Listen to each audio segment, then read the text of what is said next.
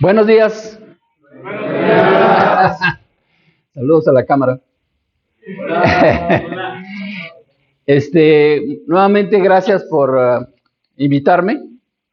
Yo encantado de compartir las experiencias que he tenido la bendición de vivir, de realizar, y las enseñanzas que a lo largo de estos años se me ha concedido recibir, y que la enseñanza principal es que nadie es dueño del conocimiento, sino que es para compartirse, ¿ok?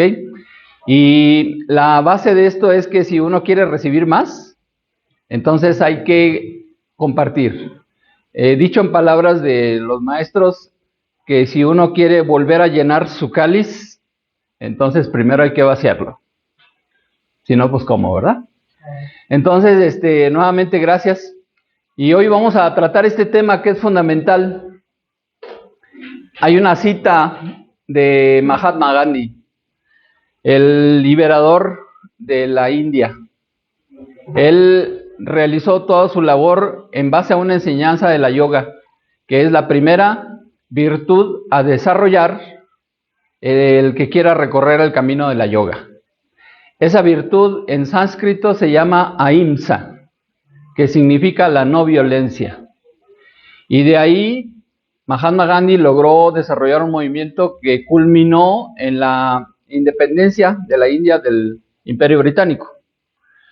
Años después, en Estados Unidos, Martin Luther King se apoyó en el mismo principio de la no violencia para desarrollar el concepto de la desobediencia civil, porque había mucha violencia hacia la segregación racial, ¿no? Entonces Martin Luther King, el que dijo, tuve un sueño, y ese sueño es ser libre, se basó en el mismo principio. Entonces, Mahatma Gandhi se le atribuye esta frase célebre. Dijo, no hay camino para la paz. La paz es el camino. Entonces, recorrer el camino de la paz también tiene que ver con el autoconocimiento, porque aunque es un concepto universal, pues también es muy relativo. Lo que para uno significa la paz, para otro no necesariamente. Sin embargo, afortunadamente, la enseñanza se ha preservado a través de los siglos, de los milenios, y los grandes instructores, los grandes adeptos, y por supuesto inspirados por los maestros, nos han dejado claves. Y aprender a reconocer esas claves es una condición indispensable para que todos encontremos nuestro propio camino hacia la paz. Así que yo hice esta carátula en donde, basándome en esta frase, nuevamente estoy aquí para compartirles algunas ideas. Lo primero que tratamos la vez anterior fue el tema de la comunicación, ¿se acuerdan? Es el principio básico para que podamos continuar con esta labor tan extraordinaria que desarrollan aquí en CREA, ¿ok? Entonces, ¿se acuerdan que yo les dije que el principio básico es desarrollar procesos de comunicación? Y para eso, pues es necesario que un emisor envíe un mensaje y luego reciba a cambio una respuesta. ¿Todos los que están presentes hoy aquí estuvieron en la plática pasada? Sí. ¿O hay alguien nuevo? ¿Sí? No se ven tan nuevos, ¿eh? Ok, entonces pues vamos a hacer el mismo ejercicio ya que tenemos compañeros nuevos, nada más que no les digan de qué se trata. ¿Ok? Pongan atención. Voy a enviar un mensaje y ustedes me van a responder, todos. El mensaje es sencillo, en un lenguaje muy simple, en la dirección adecuada y sin barreras. Entonces el mensaje es que voy a contar hasta 3 y cuando yo diga ahora, aplaudimos. Entonces nos ponemos todos de pie, ponemos los brazos hacia el frente, una palma frente a la otra y digo 1, 2, 3. Otra vez. 1, 2, 3. Ahora. Muy bien. Va mejorando la comunicación. Bueno, le damos clic a la primera. Hasta ahí. Dentro de los especialistas en la comunicación hay un concepto que se denomina la ventana de Johari, que es el concepto básico de cómo se desarrolla la comunicación de aquí para allá y de allá para acá. Y entonces, este concepto de la ventana de Johari está basado en una imagen que es como una ventana, evidentemente, con 4 cristales. Entonces, en el primer cristal tenemos lo que se denomina el área pública. Es decir, es todo lo que yo y los demás saben de mí. Es decir, lo obvio. Somos varones, somos mujeres, somos altos, flacos, gordos, güeros, chaparros, morenos, cabello chino, cabello castaño, o sea, lo que salta a la vista, ¿no? Entonces, esa es el área pública, ¿ok? Nadie puede, hasta ahorita, que yo sepa, excepto los vampiros y los fantasmas, pasar desapercibidos si nos ponemos frente a otra persona, ¿ok? Bueno, la segunda área es el área oculta. Es decir, que de aquí para adentro, nadie sabe lo que estoy pensando.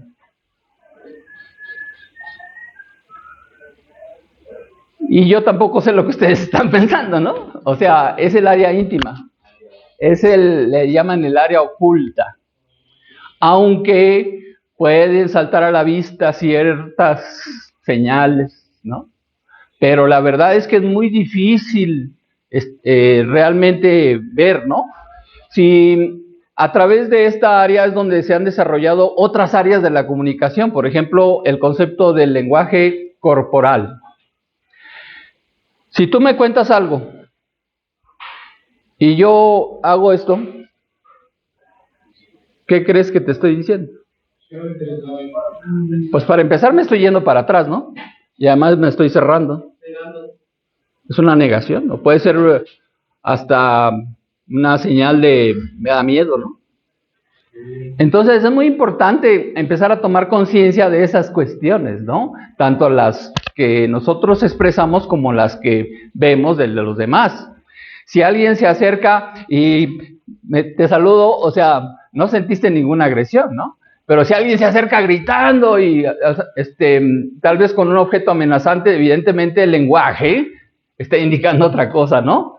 Pero bueno, la verdad al mismo tiempo es un derecho de todos el tener un área privada. Y ahí solo entra quien nosotros decidimos, ¿de acuerdo? Lo que pasa es que ahí recuerdan lo del asunto del subconsciente. Pues a veces hay tanta presión ahí que se sale solo. Y entonces, pues, ¿cómo se regula eso? La manera más recomendable es que sea regulada por la conciencia. ¿Ok? Damos el siguiente clic. Aquí es donde empieza lo interesante. La tercera área es el área ciega. Es decir, todo lo que los demás saben de mí y yo no sé de mí. Es decir, por ejemplo, pues yo nunca he visto mi nuca. Claro. Y ustedes tampoco la suya, ¿no? Es más, de hecho, nunca me he visto. Así como ustedes me están viendo ahorita, jamás me he visto. Porque si yo me paro frente a un espejo y levanto la mano derecha, el espejo refleja la mano izquierda. Y ese no soy yo. Es más, viendo los videos, la verdad es que no me veo igual que como creo que me veo, ¿eh? Entonces, al mismo tiempo yo los estoy viendo de una manera que ustedes no se ven. Pero así como puedo ver físicamente algunas cuestiones que ustedes no notan, también puedo ver muchas cosas en potencia. Talones. Talentos ocultos, ¿no? Que eso es lo mejor que tenemos los seres humanos. De hecho, es un mensaje religioso muy importante. Al apóstol Pablo le preguntaron, ¿cuál es el misterio más grande del cristianismo? Y respondió, Cristo en ti. En potencia, claro. El maestro Buda se le atribuye también decir, todos somos Buda. En potencia. Así como un árbol de un nogal es en potencia en una semilla, en una nuez. ¿Ok? Bueno, entonces, esto es un área muy interesante porque es donde empieza la convivencia. Si yo, cuando llego, me reciben con un saludo agradable, me miran de forma agradable, me sonríen y me saludan, es un mensaje. Y yo respondo correspondiendo, igual saludándolos, ¿no? Porque si al llegar yo viera expresiones como, ya viene este güey otra vez, o sea, cosas así, entonces también es un lenguaje. Así que empieza lo interesante. En la convivencia, en el reflejo de las miradas de los demás, podemos empezar a vernos de una manera diferente, ¿ok? Ahora, hay gente que deja la dependencia de su estabilidad en únicamente lo que opinen los demás. Ahora le pasa mucho a los influencers, ¿no? Están llenos de likes. A veces me da la impresión de que están imitando a los fakires en la India. ¿Saben lo que es un fakir? Pues básicamente alguien que se autotortura.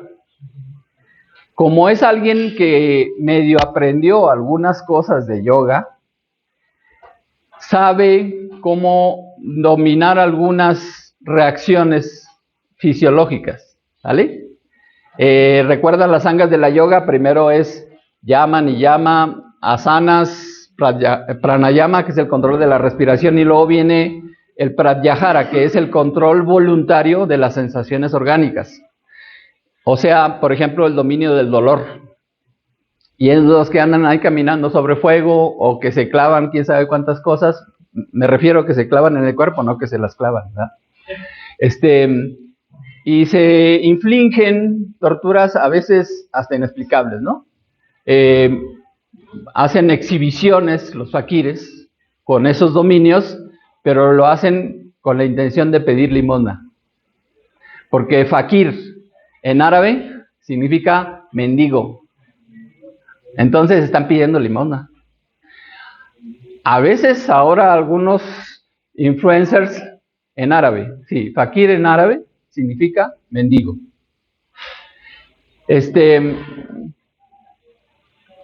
Algunos influencers ahora viven de pedir los likes, ¿no? Bueno, son las nuevas formas y cada quien decide cómo las, ¿de acuerdo? Pero dejar su propio autoestima a la cantidad de likes es donde digo yo, pues no necesariamente es lo más adecuado, ¿no? Porque el amor propio, la capacidad de amarnos a nosotros mismos es muy diferente, ¿ok? Pero bueno, son otros temas. Damos el siguiente like. Aquí es donde viene lo más interesante. Es todo aquello que ni yo ni los demás sabemos de mí. Y eso es a lo que se dedican todos los sistemas de autoconocimiento. Desde la cosmobiología, que es el nombre actual de la astrología, como el análisis transaccional, el psicoanálisis, el tarot y otros sistemas. La idea es que nos amplíe la visión de lo que somos en realidad todos los seres humanos. ¿Ok? Entonces, en base a eso, pues la invitación permanente es profundiza en los diversos temas que tienen que ver con el autoconocimiento. Yo les mencioné algunos la vez pasada. El que más me fascina es el de la cosmobiología. ¿Ok? ¿Por qué? Porque todos somos seres individuales y en el momento en que nacimos se emitió una nota musical, dice Carmelo Vizcarra, y esa nota es parte de la sinfonía del universo. Entonces, reconocernos es un paso importante para que podamos decir qué hacer con ello, ¿no? Bien, continuamos. El doctor de la Ferrier, fundador de la Gran Fraternidad Universal, vino en el año de 1948 a América. Él llegó en enero de 1948 a América, a Venezuela específicamente. Y vino con un carácter de mensajero espiritual, con carácter de instructor a nivel mundial. Y al llegar a Caracas, Venezuela, lo entrevistaron. Como él viajaba con pasaporte diplomático, le preguntaron: doctor, ¿y qué anda haciendo por acá? Porque si actualmente Caracas es una ciudad relativamente pequeña en comparación a la Ciudad de México, ¿no? Pues hace 75 años, pues era más pequeña. Entonces llega y le preguntan: ¿qué anda haciendo por acá? Y él responde: vengo con un mensaje espiritual y de documentación científica. Es decir, es el espíritu de la nueva era. Ya no basta ningún dogma, ni dogmas filosóficos, ni dogmas científicos, ¿ok? Sino que lo que el espíritu de la nueva era nos indica es una armonía entre esos aparentes dos extremos, ¿ok? La buena noticia es que esos extremos no son contrarios, sino que se complementan. Entonces, el doctor de la Ferrier, dentro de sus múltiples actividades, número uno, tiene una vastísima obra literaria, tiene 99 libros, que ahora circulan libre por internet. Están al alcance de todos. Una propuesta, ¿dónde está David? Bueno, ahí le cuentan. Una propuesta es ver si se puede armar un club de lectura, porque esas obras son importantísimas, ¿ok? Bueno, hay un libro número 100 que se le atañe al maestre de la Ferrier, pero que es un libro que se escribió porque una de las alumnas en las conferencias que él dio en Australia iba tomando nota porque ella sabía taquigrafía, y entonces después lo escribió, y ya que tuvo escrito las información de las 54 conferencias que dio el doctor de la Ferrier en ese lugar, se lo presentó y dijo: de aquí se hace otro libro, y es el libro número 100, y se llama La magia del saber. Bueno, dentro de esas 54 conferencias hay 2 conferencias en lo particular que tienen que ver con el tema de curación. Hola. Hice la propuesta de ver la posibilidad de que aquí se haga un club de lectura sobre las obras del doctor de la Ferrier. Nos pondremos de acuerdo. Bien. En esas conferencias, exactamente las que impartió el día 13 y 20 de agosto de 1952 en Perth, Australia, el doctor de la Ferrier habló de su método personal de sanación. Es decir, no se guardó ningún secreto, porque no hay secretos. Lo que importa es el nivel de comprensión de cada quien. Entonces, ese sistema de curación está resumido aquí, que son 3 niveles que hay que abarcar. El primer nivel es el nivel, él utilizó la palabra natural, yo le puse entre paréntesis físico, y eso tiene que ver con ser naturista, no solo vegetariano, porque no es lo mismo. El vegetariano es el que come vegetales. Entre comer pura comida cruda y comer de todo, o sea, ser omnívoros, hay muchas posibilidades. Lo importante es que cada quien lo decida, porque a fuerza ni los zapatos. Entonces, por ejemplo, yo en lo particular soy ovo-lacto vegetariano, es decir, consumo huevos, ovo, lácteo, consumo lácteos, o sea, básicamente queso, 2-3 veces por semana. Y luego el resto de lo que son vegetales, es decir, verduras, vegetales, frutas, leguminosas, cereales, oleaginosas, ¿ok? Bien, pero hay gente que decide ser solo vegetarianos, entonces no consumen ni huevos ni lácteos. Veganos. son vegetarianos nada más. Es otro concepto. Es más radical ser vegano. ¿Ok? Ser vegano es que sea exclusivamente de origen vegetal. Porque el vegetariano, por ejemplo, consume miel de abejas, que es, entre comillas, del reino animal. ¿Ok? El vegano es exclusivamente vegetal. ¿Quieres preguntar algo? Lo que era la diferencia entre vegetariano y vegano es esa, que el vegano es más estricto. Y luego viene el crudívoro, o sea, ese nomás crudo. Hace años se puso de moda en Nueva York comer exclusivamente comida cruda. ¿Se acuerdan de la serie de Sex and the City? Sí. Bueno, pues ahí hablan del tema. A final de cuentas, también se abordan temas interesantes en ese tipo de series. Y hablaban de que una ensalada en Nueva York costaba $50. O sea, pero era la moda. ¿Ok? ¿Se acuerdan de Demi Moore? Sí.